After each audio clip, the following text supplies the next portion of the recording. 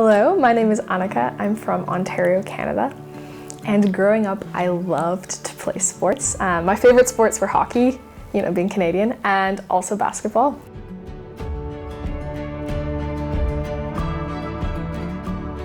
When I played my sports, I really enjoyed them, and I really enjoyed how they had a purpose to them. I knew what the purpose of my sport was. It was to work with my team to win the game. But when I looked at my own life, I didn't understand quite what the purpose of it was. And because of this, I started to feel very empty, and I got starting to feel a bit down. And so, I tried to figure out what the purpose of my life was, and I tried to fill this emptiness I felt with many different things. At first I thought, maybe I feel this way because I'm just not good enough and I need to become better. So I started to work really, really hard at trying to become a better person.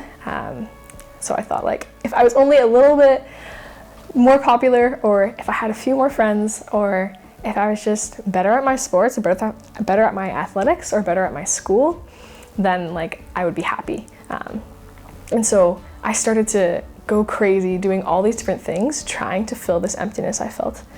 And I did these things, I worked really hard at my school and got really good grades, and I worked really hard at my athletics and became one of the most well-rounded athletes at my school, and also worked really hard in my music and my art, and I was very talented in those things.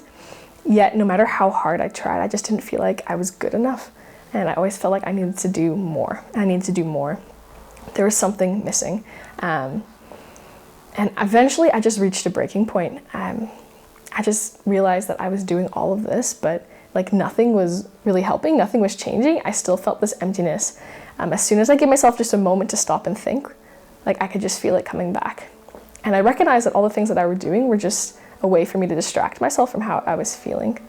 And so I was so tired of living this way, and I wanted things to change. So I decided that I was going to take some time to reflect back on my life. And so I did. I looked at my life and I tried to figure out when I was the happiest, when I felt like I had the most joy. And I was actually surprised to find that the moments in my life where I had the most meaning, where I felt like I had the most joy and peace, these were actually the moments where I was practicing my Catholic faith that I had grown up with, but I never thought was a really big part of my life, or I didn't think it was very important. But when I looked back, it was crazy to realize that any time that I was just sitting and talking to God in prayer, especially in the church, I would leave those times of prayer just feeling so at peace and so filled with this joy that I didn't even know where it came from. And so I decided, I'm going to start to live out my Catholic faith more. I'm going to make it a bigger priority of my life, because even if it isn't real, at least I feel happy living this out and I feel fulfilled. So I started to take it more seriously. I started to go to Mass more. I started to go receive the sacraments. And probably the most important thing, though, that I did was that I just took that time every day to pray and to have that conversation with God. Because, I always thought God was so far away. And when I prayed, I was just sending a letter to him up in heaven. And it was just a one-way sort of thing. But the more I prayed, the more I realized that's not what it is. It is a two-way relationship prayer. It's a conversation with God. And so in those times, every day I would find time, whether it be if I could go to the church, I would go sit there and pray. Or if I couldn't, I would just go outside, usually at night, and just sit and look at the stars and talk to God and tell him about my day. And I get all my frustrations off my chest, and I would tell him about everything that was going on. And then I'd also take some time just to sit in the stillness with him and to listen to what he wanted to say to me. And the more time that I gave to him to speak to me, the more he did.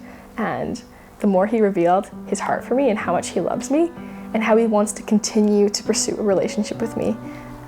And so, yeah, this is why I'm Catholic. And I just want to encourage anyone watching this to I don't know where you are in your faith journey, but I want to encourage you to just take some time, and maybe just 10 minutes every day, maybe a bit more. Just give that time to God and talk to him every day in prayer, because he has so much that he wants to say to you. He wants to show you how much he loves you. You just have to be open and listen to what he wants to say.